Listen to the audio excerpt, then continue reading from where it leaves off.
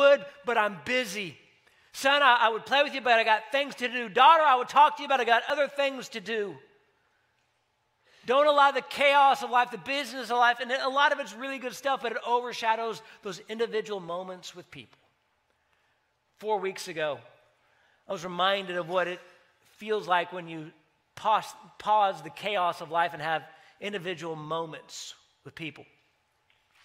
4 weeks ago, something happened that has not happened in 10 years of our marriage. 4 weeks ago, our youngest son, Micah, who's 2.5, we enrolled him into preschool, and they happened to fall on days Thursday and Friday. And the cool thing is Friday is my day off. So that very first Friday, dropped all the kids off at school, including Micah. It's 9 o'clock in the morning. We're back at our house, standing in our kitchen. I looked at her, I go, this is what empty nesters feel like. Like, I look at you empty nesters, no wonder you're like all bright-eyed and bushy-tailed and relaxed. You show up on time to places. Like, I get it. At 9 o'clock in the morning, I go, this is awesome. She goes, what do you want to do? I go, let's go see a movie.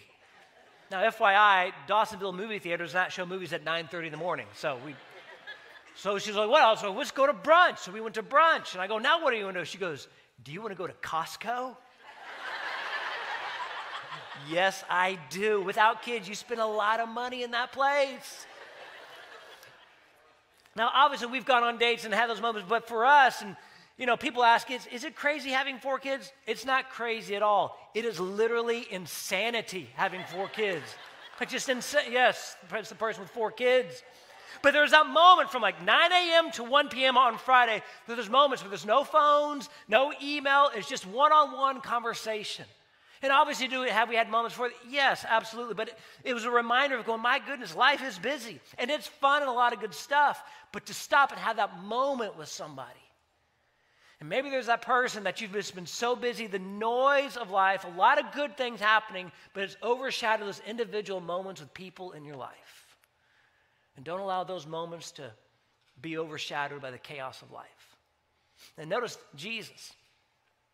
They both met with Jesus there in those moments. And so for many of you, the chaos of life, Jesus has been put on the back burner. And if you allow yourself to be open up to those small, quiet, personal moments, I can tell you from personal experience, just personally speaking, that's when Jesus begins to reveal his power and his grace and his mercy in some unique, very special ways in the quietness of those moments. And you see, this is fun. There are a lot of people, and there's laughter, and there's music, and that kind of stuff. But it's in those quietness, early in the morning, late at night.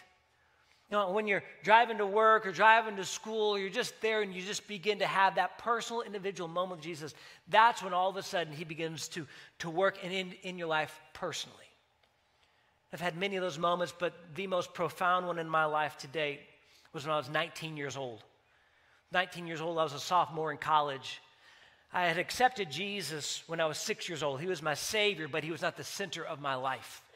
Up until 19, the center of my life was Chris. My world revolved around me, and I was invincible. I'd do whatever I wanted to do, and my life just, if Chris wanted to do it, that's what was most important. But at age 19 is when God got a hold of my life and recentered my life on him. 19 years old, I was laying flat on my back in a body cast from about here to here. I just experienced a snow skiing accident where there was a shattered vertebrae in the lower back, lying flat on my back in a very, very low, frustrating, disappointing moment. All my other buddies are out running around, going to class, and I'm lying there flat on my back. And it was there in those moments where Jesus began to work in my heart, saying, do I have your attention now?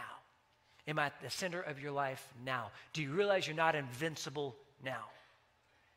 At that moment at age 19, in the stillness and quietness of the little house that I was renting, laying flat on my back in a body cast, Jesus began to get a hold of me in a real and personal way. Don't allow the chaos of life to overshadow moments with people and with Jesus. As you look at the man and the woman, they're both complete opposite.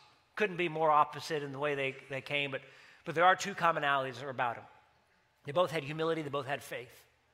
They both had humility as they approached Jesus, and they both had faith. And I want you to show you the humility of the woman and the faith of the man.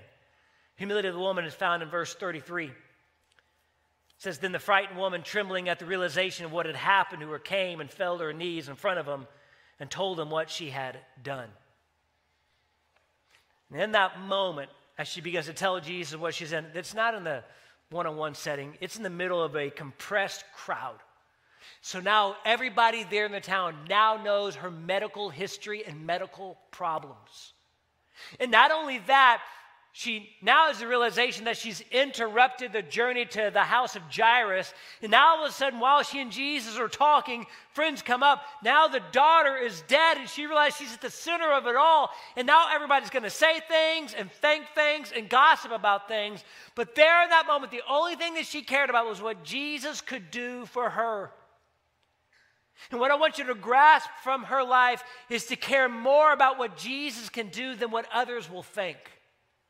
Care more about what Jesus can do for you and in your life and in your walk personally than what others will think or what others will say. Because they may disagree, they may not like it, they may have their own opinion, they might even gossip about what's going on, but it's between you and Jesus in those very personal moments. And don't let your pride get in the way going, well, I would, but they might say. Well, I would do this, but they might think. And so it's going to see that counselor. You go, well, that's kind of embarrassing. What if somebody sees me? So what? It's going to that 12-step class because, boy, this is something I need to work through. You go, what if somebody sees me? Who cares? It's sitting down with an accountability partner going, man, this is what I need you to help me with and hold me accountable. It's Jesus is working in my life and in my heart. But what if they think differently? It doesn't matter. What matters is what Jesus can do for you, not what they may think or not what they may say. But all too often, that's what we care about. We allow our pride to go, you know what, I'll just kind of stay hidden and blended in the crowd. And we miss those individual personal moments with Jesus because we care so much about what they may think or they may say about us. And we let that overshadow and trump what Jesus